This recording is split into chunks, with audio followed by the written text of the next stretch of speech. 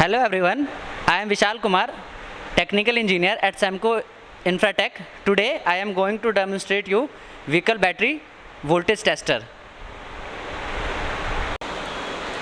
This is the voltage of our battery.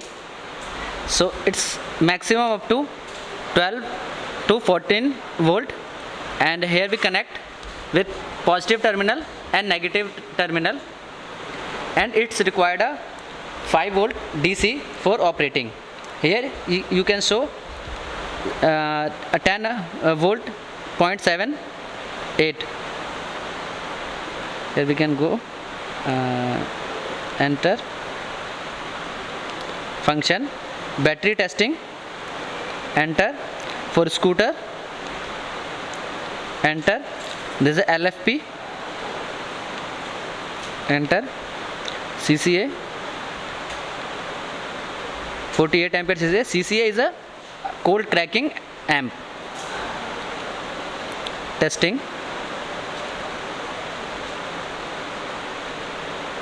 So it's now showing health, charge, internal resistance and rate, and this is a charge and test.